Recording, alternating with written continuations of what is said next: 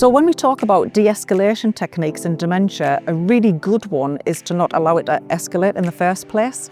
And once again, that is by monitoring the person, looking at how they're behaving, how are they doing today, asking them, how are you feeling?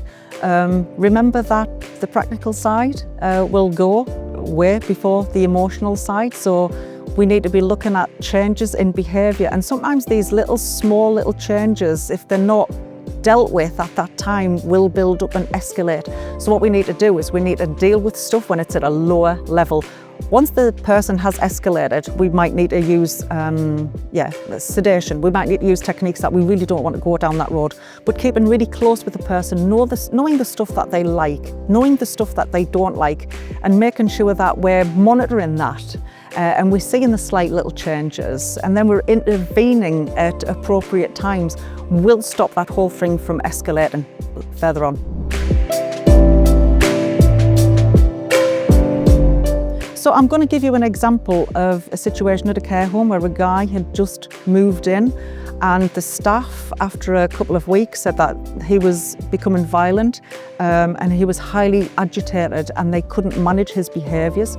When we really looked into the guy's back history, this guy was a real introverted guy. He had had no agitations, and he had no violence before that. And what we found is that members of staff were walking into his room, they were being very pleasant, they were being very sociable with him, they were trying to encourage him to take part in activities. And whilst they thought that this was a really nice thing to do, and mostly it is, it wasn't how this guy lived his life during the day. He was a quiet guy, he liked quiet time, and he liked a lot of space. And so once we explained that to the members of staff and they backed off, this guy's behaviour didn't escalate, and he was very amicable, and he joined in with things when he wanted to. But it's really about knowing the person. We need to know exactly what this person's like. Are they an introvert? Are they an extrovert? Do they like being around people? And if they do, how much do they like being around people? It's noticing stuff like that, so that when behaviours change, we can kind of really pull back and see kind of what the trigger is. Because usually the trigger will be something else. It'll be us, or it'll be the environment, or it'll be some kind of communication breakdown. It's bound to be one of those three.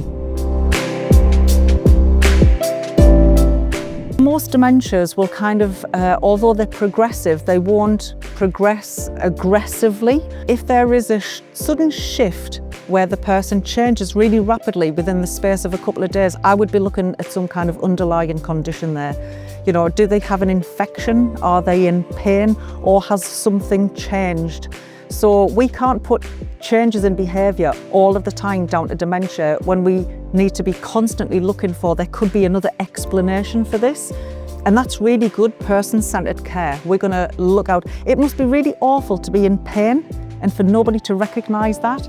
I've just got to ask you, how do you behave when you're in pain? So can you imagine being in pain, nobody recognising that, and nobody giving you anything to take that pain away? Your behaviour would change exactly the same way as a person with dementia.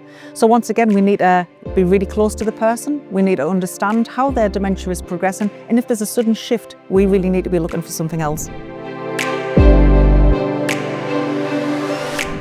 I would say it would be time to seek medical intervention if there is a sudden shift in behaviour that you can't manage using your usual distraction techniques.